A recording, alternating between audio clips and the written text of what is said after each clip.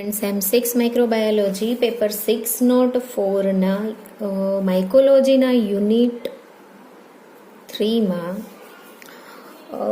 તમે fungal structure, ultra structure, એના સ્પોરનું structure ને બધું જોઈ લીધું છે, પણ એના હાઇફલ મોડિફિકેશન જોવાનું બાકી હતું. એ આજે જોવાનું છે. હાઇફલ મોડિફિકેશન. તો જે હાઇફલ મોડિફિકેશન એટલે હાઇફી એક જ ટાઈપની ખાલી હોતી. તમે એક તો ટાઈપ જોઈએ કે સેપ્ટેડ હાઇફે હોય કે સોઇનોસાઇટિક હાઇફે હોય, પણ એની અંદર એની ટિશ્યુ અને સેલની ગોઠવણીના આધારે એના મોડિફિકેશન્સ અલગ અલગ ટાઈપની ફંજાઈની અંદર અલગ અલગ હોય છે. તો એ 7 પ્રકારના હાઇફલ મોડિફિકેશન જોવા મળે છે. એમાં પહેલું છે પ્લેક્ટેનકાઇમા, સેકન્ડ રાઇઝોમોર્ફ્સ. આ વર્ડ તમે માઇકોલોજી જોશો ત્યારે આ બધા વર્ડ જ્યાં ને ત્યાં આવ્યા હશે, પણ એ દરેકની વિશે તમને ખાલી સ્ટ્રક્ચર કેવું હોય એ અને એની અંદર શું થયું હોય, સેલને કઈ ગોઠવણીને લીધે એવું બન્યું છે એ ખ્યાલ હોવો જોઈએ. સ્ક્લેરોટિયમ એટલે કે સ્ક્લેરોટા, પછી સ્ટ્રોમાટા,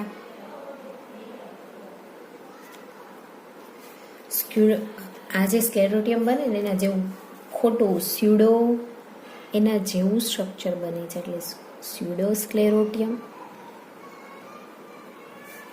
પછી છઠ્ઠું એપ્રેસોરિયમ, સાતમું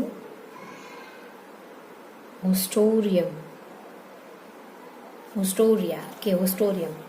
હવે પહેલું જોઈએ કે એમાં સ્ટ્રક્ચર કેવું થાય છે પ્લેક્ટેનકાઇમાની અંદર. તો એમાં શું બને છે ખબર, જે હાઇફેની અંદર જે સેલ હોય છે એ સેલનું એગ્રીગેશન થઈ જાય છે. કોઈ એક જગ્યાએ વધારે ને વધારે એગ્રીગેશન થવાને લીધે આપણને ટિશ્યુ હોય એવું લાગે છે, તો ટિશ્યુ સ્ટ્રક્ચર બને છે, જે એકચ્યુઅલી ટિશ્યુ હોતી નથી. એ જે એગ્રીગેશન થવાને લીધે જે ટિશ્યુ બને છે એ ફોલ્સ ટિશ્યુ બને. એને એ કેવી બને છે પ્લેક્ટેનકાઇમા જે, એટલે કે જે પ્લાન્ટની અંદર જે ટિશ્યુ બને છે, જે કાઇમલ સ્ટ્રક્ચર હોય એની જેવું બને છે, એટલે કહેવાય છે ફોલ્સ ટિશ્યુ, અને એને કહેવાય પ્લેક્ટેનકાઇમા, કે which is produced due to aggregation of hyphae. એટલે કે ક્યારે એમાં છે ને એક હાઇફે કે જેમાં આવી રીતે આમ હાઇફે એક કરતાં વધારે હાઇફે, ઘણી બધી હાઇફે એકબીજા સાથે મર્જ થઈ ગઈ હોય, એગ્રીગેટ થઈ ગઈ હોય. હવે હાઇફે છે એ એગ્રીગેટ થવાને લીધે જો એનો આડો છેદ જોવામાં આવે, આ કાપીને આમ ઊભો છેદ, આવી કેટલી બધી હાઇફે છે એનો ઊભો છેદ જો જોવામાં આવે તો આ કેવી હોય છે, આવી રીતે અંદર ઘણી બધી હાઇફે જોડાયેલી. અને માઇક્રોસ્કોપિક સ્ટ્રક્ચર જો જોઈએ તો આવું કંઈક હોય છે કે જેમાં એક કરતાં ઘણી બધી હાઇફે એકબીજા સાથે એગ્રીગેટ થઈ ગયેલી છે. આ જે ઊભો છેદ જોઈએ એ કોની જેવો હોય છે, પ્લાન્ટની અંદર જે કાઇમલ સ્ટ્રક્ચર હોય, જેમાં અન્નને લઈ જવા માટે ને એની અંદર વોટર કન્ટેન્ટ લઈ જવા માટે જે ટિશ્યુ સ્ટ્રક્ચર બને છે એની જેવું સ્ટ્રક્ચર આમાં લાગે છે. બરાબર, એ છે પ્લેક્ટેનકાઇમા, જેને નામ આપેલું છે આ મોડિફિકેશનને. તો એના 2 ટાઈપ્સ છે આ ટાઈપના હાઇફલ મોડિફિકેશનના. એમાં એક છે એ પ્રોસેનકાઇમા અને સેકન્ડ સ્યુડોપેરેનકાઇમા. પ્રોસેનકાઇમા એટલે શું? આ એ અને આ બી. પ્રોસેનકાઇમાની અંદર હાઇફે છે એકબીજા સાથે એડર તો થાય છે, પણ એની આઈડેન્ટિટી છોડતા નથી, એકબીજા સાથે જસ્ટ બાજુમાં જોડાય છે. એટલી બધી કોમ્પેક્ટ નથી થઈ જતી કે બેનું સ્ટ્રક્ચર મર્જ થઈ જાય, વુવન થઈ જાય કે ઇન્ટરવિનિંગ થઈ જાય, એની અંદર વીંટળાઈ જાય એવું નથી, જસ્ટ એકબીજા સાથે જોડાય છે, બાજુમાં ગોઠવાય છે. આ એના વચ્ચેના સેલ હોય. બરાબર, આવી રીતે બાજુમાં જે ગોઠવાય છે એને કહેવાય પ્રોસેનકાઇમા. જ્યારે સ્યુડોપેરેનકાઇમાની અંદર હાઇફે છે એ એકબીજા સાથે વુવન થઈ ગયેલી હોય છે, વીંટળાઈ ગયેલી હોય છે. તો આવું જે સ્ટ્રક્ચર બને છે વુવન થઈને ઇન્ટરવિનિંગ થઈ ગયેલું હોય એને કહેવાય સ્યુડોપેરેનકાઇમા. એનું જો ઊભો છેદ લેવામાં આવે તો એક્ઝેક્ટ આવી રીતે બધા હાઇફે બહુ મર્જ થઈ ગયેલા જોવા મળશે. બરાબર, ક્યાંય પણ નાની અમથી પણ જગ્યા જોવા મળતી નથી સ્યુડોપેરેન કાયમામાં. બરાબર, એટલે આ થયું પ્લેક્ટેન કાયમાના બે ટાઈપ. હવે સેકન્ડ છે એ છે રાઇઝોમોર્ફ.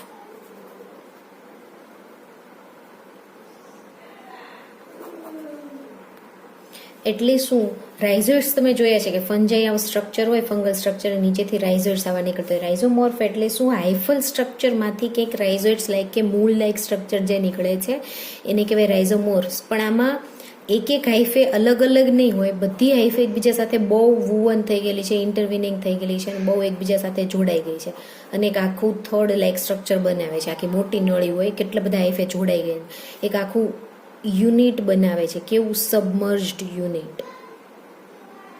આ જે સબમર્જ યુનિટ બન્યું છે એના ફરતેથી આવા રૂટ લાઇક સ્ટ્રક્ચર ફરતે ફરતેથી નીકળે છે સ્મોલ સાઇઝના, એને કહેવાય રાઇઝોમોર્ફ્સ. અને આખું સ્ટ્રક્ચર બન્યું, જો કે એને જ કહેવાય રાઇઝોમોર્ફ્સ, કે જેમાં રાઇઝોઇડ્સ લાઇક સ્ટ્રક્ચર હાઇફેમાંથી નીકળે છે. બરાબર, એટલે આ જે યુનિટ બન્યું એની ઇન્ફેક્શન કરવાની કેપેબિલિટી છે એ ઘણી હાયર હોય છે ધેન સિંગલ હાઇફે.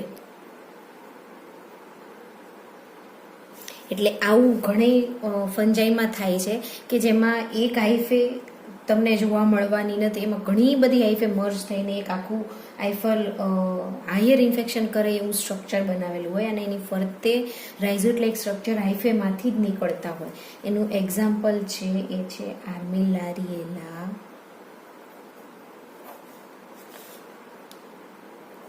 મેલિયા.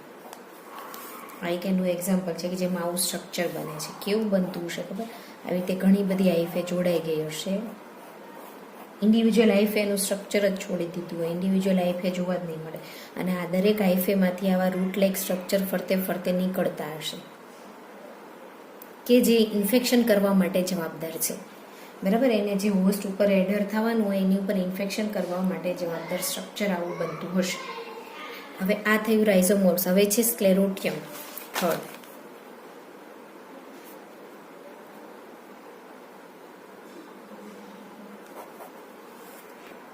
આમાં પણ શું થાય છે, ફંજાઈના જે હાઇફલ સ્ટ્રક્ચર છે એકબીજા સાથે ફ્યુઝ થઈ જાય છે, જે મોલામાં ફ્યુઝ થાય છે એવી જ રીતે પણ ફ્યુઝ થઈને કેવું સ્ટ્રક્ચર બનાવે છે, આમાં ઘણી બધી હાઇફે ફ્યુઝ થઈ ગયેલી છે. તો આ જે બનાવ્યું સ્ક્લેરોટિયલ સ્ટ્રક્ચર એ એનું રેસ્ટિંગ સ્ટેજ હશે. રેસ્ટિંગ સ્ટેજ એટલે શું, કંઈક અનફેવરેબલ કન્ડિશન હશે ફંજાઈને, ન્યુટ્રિશન પ્રોપર નહીં મળતું હોય ત્યારે શું થશે, એની ફંજાઈ મર્જ થઈને એક એવું રેસ્ટિંગ સ્ટેજ બનાવે છે જેમાં એનું મલ્ટિપ્લિકેશન નથી થતું. આ તમે ક્યાં પ્રિઝર્વેશન ઓફ ફંજાઈમાં જોયું કે સ્ક્લેરોટાઇઝેશન કરવામાં આવે છે, કે ફંજાઈને એના સ્ક્લેરોટિયા બનવા માટે પહેલાં અનફેવરેબલ કન્ડિશન પ્રોવાઈડ કરી અને સ્ક્લેરોટિયા બનાવી નાખવામાં આવે, આ સ્ક્લેરોટિયાને સ્ટોર કરવામાં આવે. એવી જ રીતે નેચરમાં પણ ફંજાઈ એવું કરે છે કે જ્યારે એને અનફેવરેબલ કન્ડિશન લાગશે ત્યારે આવું સ્ક્લેરોટિયલ સ્ટ્રક્ચર બનાવે છે કે જે રેસ્ટિંગ સ્ટેજમાં છે, જેમાં મલ્ટિપ્લિકેશન અથવા તો મેટાબોલિક એક્ટિવિટી બહુ સ્લો થઈ ગયેલી છે. પણ જ્યારે એને ફેવરેબલ કન્ડિશન મળે ત્યારે એ પાછા જર્મિનેટ થાય અને કેવા ફોર્મમાં થશે, કન્વર્ટ થશે, વેજીટેટિવ ફોર્મમાં કન્વર્ટ થશે.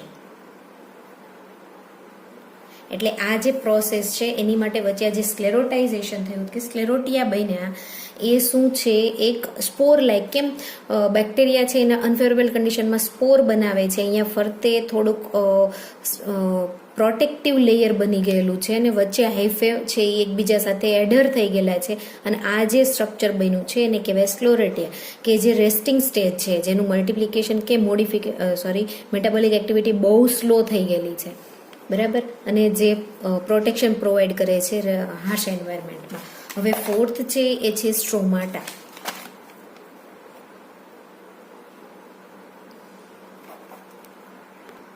તો સ્ટ્રોમાટા શું છે, આ રેસ્ટિંગ સ્ટેજ બને છે. સ્ટ્રોમાટા એટલે vegetative form,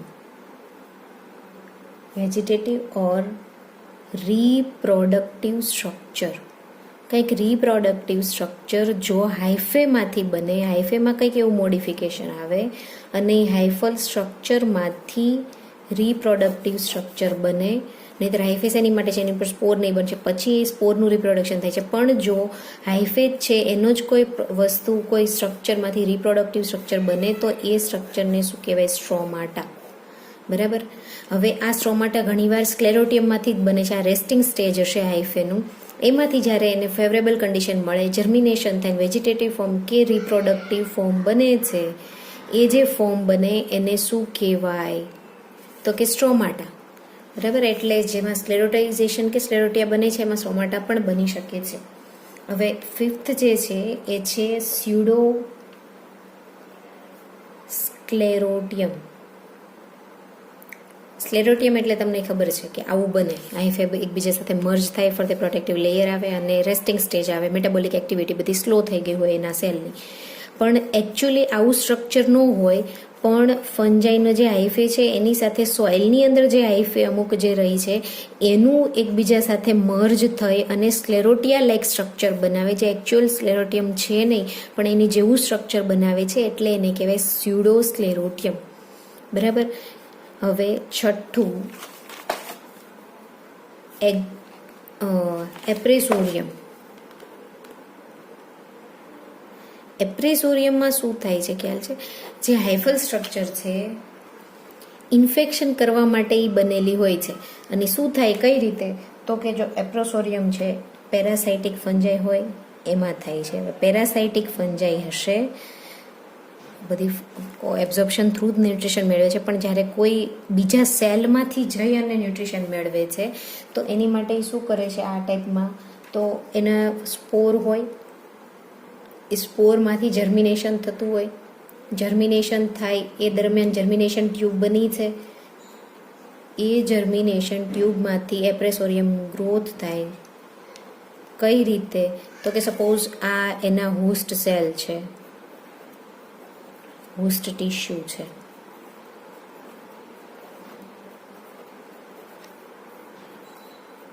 suppose plant cell ઉપર સર્વાઈવ થતી ફંજાઈ છે, તો આ એનો સ્પોર છે, એમાંથી જર્મિનેશન ટ્યુબ નીકળેલી છે.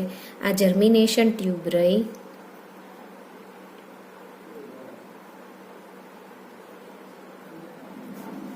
એમાંથી જર્મિનેશન ટ્યુબ પ્લાન્ટ સેલમાં જાય, એમાંથી એવી હાઇફે બને કે જે લોબ લાઇક સ્ટ્રક્ચર બનાવે. એટલે શું? આની અંદરથી ન્યુટ્રિશન વધારે અપટેક કરી લે અને એમાંથી ન્યુટ્રિશન લઈને આમાંથી વધારે જર્મિનેશન કરી શકાય. આ જે લોબ લાઇક સ્ટ્રક્ચર, આ જે ઇન્ફેક્ટેડ હાઇફે બનાવી કે જે આમાંથી ન્યુટ્રિશન અપટેક કરવાની છે, એ હાઇફેને શું કહેવાય? એપ્રોસોરિયમ.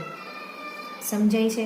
જો અહીંયા વેસિકલ પણ હશે હાઇફેની અંદર, અને આ અહીંયા શું હશે? ઇન્ફેક્શન હાઇફે.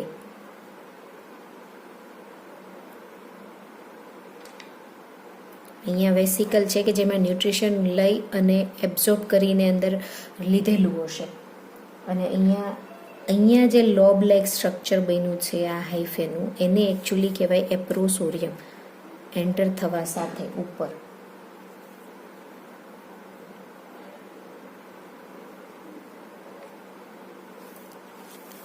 આ છે તો એક હાઇફે, જે ઇન્ફેક્ટેડ હાઇફે છે જેમાંથી ન્યુટ્રિશન મેળવવાની છે, એને અહીંયા પ્લાન્ટ સેલ સાથે એડર થવા માટે જે અને અહીંયા આધાર રહે એની માટે જે સ્ટ્રક્ચર બને છે આ એપ્રોસોરિયમ, એ શું છે?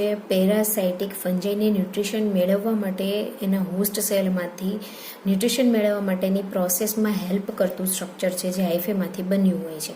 બરાબર, જેને કહેવાય એપ્રોસોરિયમ. હવે સાતમું સ્ટ્રક્ચર હાઇફલ મોડિફિકેશનનું, એ શું હતું? હોસ્ટોરિયા અથવા તો હોસ્ટોરિયમ.